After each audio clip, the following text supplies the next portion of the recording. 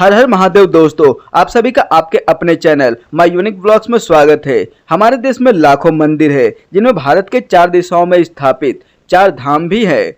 साथ ही महादेव जी के 12 ज्योतिर्लिंग भी स्थापित है। इसके अलावा उत्तराखंड में भी 4 धाम है जो यमुनोत्री, गंगोत्री, केदारनाथ और बद्रीनाथ धाम है। तो आज के इस खास और इंफॉर्मेटिव वीडियो में मैं आपको भगवान शंकर के 12 ज्योतिर्लिंगों में से एक और उत्तराखंड के 4 धामों में सबसे प्रमुख श्री केदारनाथ यात्रा की संपूर्ण जानकारी दूंगा। तो अगर आप भी आने वाले दिनों में केदारनाथ यात्रा की प्लानिंग कर रहे हैं तो ये वीडियो आपकी बहुत हेल्प करेगा। वीडियो में जानेंगे कि आप यहाँ तक कैसे पहुँचेंगे, रुकने के लिए होटल, टेंट या धर्मशाला कहाँ पर ले, यात्रा का रजिस्ट्रेशन कैसे करें, यात्रा करने का सही तरीका क्या है, यात्रा में जरूरी चीजें क्या लेकर जाएं, हेलीकॉप्टर की बुकिंग कैसे करें और वीडियो के लास्ट में बात करेंगे संपूर्ण बजट की। तो श्री केदारनाथ यात्रा की A to Z complete information के लिए वीडियो को एक बार पूरा जरूर देखें। दोस्तों, इस साल 4 धाम यात्रा 30 अप्रैल से शुरू हो रही है। यमुनोत्री और गंगोत्री जी के कपाट 30 अप्रैल को खुलेंगे। केदारनाथ जी के कपाट 2 मई को और श्री बद्रीनाथ जी के कपाट 4 मई को खोले जाएंगे, जो करीब 6 महीने तक खुले रहेंगे। दोस्तों, इन 4 धामों में से केदारनाथ धाम की यात्रा सबसे कठिन होती है। साथ ही यहीं पर सबसे ज्यादा भक्त दर्शन करने के लिए आते हैं। तो चलिए फिर एकदम शुरू से शुरू करते हैं और जानते हैं आप यहाँ तक कैसे पहुँचेंगे। दोस्तों, हम लोगों को यात्रा शुरू करनी होती है हरिद्वार या ऋषिकेश से। बात करें ट्रेन की तो हरिद्वार में वेल कनेक्टेड रेलवे स्टेशन है। इसके अलावा आप ट्रेन के माध्यम से ऋषिकेश भी जा सकते हैं। यहाँ से केदारनाथ धाम की दूरी 250 किलोमीटर रह जाती है। इस दूरी को आपको बाय रोड ही पूरा करना होता है। वहीं इस यात्रा का nearest airport Jolly grant airport Dehradun में है, जो हरिद्वार से लगभग 70 किलोमीटर की दूरी पर स्थित है। आपको हरिद्वार और ऋषिकेश में रुकने के लिए बहुत से होटल और धर्मशाला मिल जाएंगे। आप हर की पौड़ी पर उसके बाद में इस पावन यात्रा को शुरू कर सकते हैं। तो चलिए जानते हैं केदारनाथ तक जाने के लिए क्या क्या माध्यम रहते हैं। बात करें गवर्नमेंट बस की तो बसें ऋषिकेश से मिलती है, जो सुबह 3 बजे से शुरू हो जाती है और लास्ट बस सुबह 9 बजे तक ही मिलती है। तो आप कोशिश करिए कि एक दिन पहले ही ऋषिकेश आ जाएं और आते ही नेक्स्ट डे मॉर्निंग की बस बुकिंग कर लीजिए। बस वाले इस 200 किलोमीटर की दूरी के लिए 600 से 700 रुपए चार्ज करते हैं। बस आपको केदारनाथ के सीतापुर बस स्टैंड में ड्रॉप करती है। वहीं शेयरिंग टैक्सी आपको हरिद्वार बस स्टैंड के पास से ही मिलती है, जो हरिद्वार रेलवे स्टेशन के सामने ही बना हुआ है। शेयरिंग टैक्सी में इस 220 किलोमीटर की दूरी के लिए 1200 से 1500 रुपए चार्ज करते हैं। इसके अलावा प्राइवेट टैक्सी वाले एक साइड का 8 से 10,000 रुपए चार्ज करते हैं। इसके अलावा आप टूर पैकेज भी ले सकते हैं। तो चलिए पहाड़ी रास्तों को पार करते हुए, बहुत ही शानदार सफर को करते हुए अब हम लोग पहुंच चुके हैं सोनप्रयाग। दोस्तों, कार या टैक्सी के माध्यम से आप लोग सोनप्रयाग आ जाएंगे और यहीं पर मल्टी लेयर पार्किंग भी बनी हुई है। सोनप्रयाग केदारनाथ का पहला पड़ाव है। सोनप्रयाग से ही आपको केदारनाथ यात्रा की शुरुआत होती है।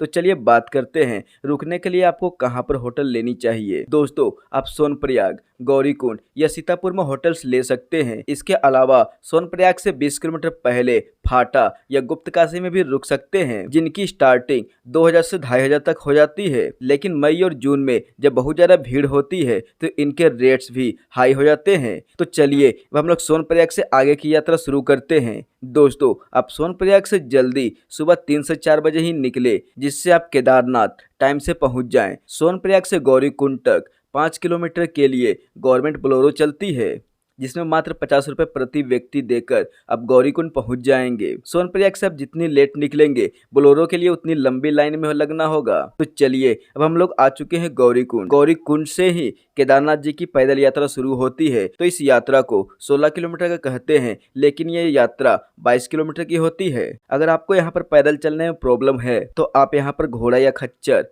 या पिट्ठू या फिर पालकी भी कर सकते हैं। सभी के फिक्स रेट होते हैं, जो आपको हर जगह बोर्ड पर लिखे हुए मिल जाएंगे। आप चढ़ाई करते हुए जंगल चट्टी, भीमबल्ली, रामबाड़ा, छोटी लिंचोली, बड़ी लिंचोली को पार करते हुए 8 से 10 घंटे में केदारनाथ बेस कैंप में पहुंच जाएंगे।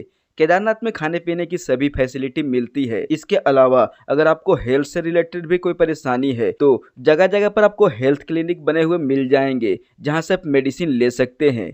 यहाँ पर सभी सुविधाएं फ्री में मिलती है। तो चलिए केदारनाथ पहुंचने के बाद बात करते हैं यहाँ पर रुकने की क्या फैसिलिटी है। दोस्तों यहाँ पर आपको प्राइवेट टेंट्स मिल जाएंगे जिनकी स्टार्टिंग 500 रुपए से हो जाती है। इसके अलावा यहाँ पर आपको GMVN की टेंट्स भी मिल जाएगी। आप इसकी बुकिंग पहले से ही ऑनलाइन कर सकते हैं या आप यहाँ आकर भी कर सकते हैं। ऑनलाइन बुकिंग करना ज़्यादा अच्छा रहता है। वहीं अगर आपकी बजट अच्छा है तो आप यहाँ पर होटल भी बुक कर सकते हैं। होटल्स के रेट यहाँ पर आपको 5,000 से 6,000 रुपए से कम यहाँ पर नहीं मिलेंगे। डबल बेड वाले की बात कर रहा हूँ मैं। चलिए रात में हम लोग टेंट में आराम करेंगे और अगली सुबह जल्दी उठकर स्नान करने के बाद दर्शन करेंगे महादेव के। दोस्तों आप जितना जल्दी जाएंगे भीड़ उतना ही कम मिलेगी, तो प्रसाद लेकर लाइन में लग जाइए। मंदिर में प्रवेश करेंगे और श्री केदारनाथ ज्योतिर्लिंग के दर्शन कर जीवन को सफल बनाएंगे। महादेव आपकी सभी मनोकामनाओं को जरूर पूरा करेंगे। दोस्तों ये स्थान सभी का ड्रीम प्लेस है, तो आप भी प्लान जरूर बनाएं। महादेव आपको दर्शन के लिए जरूर बुलाएंगे। इसके अलावा दर्शन करने के बाद में मंदिर परिसर में कुछ देर जरूर बैठे। यहाँ पर बैठकर आपको काफी सुकून मिलेगा। उसके बाद सोनप्रयाग के लिए वापसी कर सकते हैं। बात करते हैं यात्रा के दौरान आपको कौन सी बातों का विशेष ध्यान रखना चाहिए। दोस्तों रास्ते में आपको शॉर्टकट मिलेंगे, लेकिन आप शॉर्टकट का प्रयोग बिल्कुल भी ना करें। आप आराम से चढ़ाई करते हुए यात्रा करें। जगह जगह पर नींबू पानी, खीरा और फल खाते रहें। आप साथ ही ड्राई फ्रूट जरूर रखें। चढ़ाई के समय कम से कम सामान लेकर ही ऊपर जाइए। इसके अलावा अच्छे गर्म कपड़े पहने, जैकेट्स, ग्लव्स, मॉफलर, कैप, गर्म इनर और स्पोर्ट्स शूज ही पहने। इसके अलावा रेनकोट और अम्ब्रेला जरूर कैरी करें।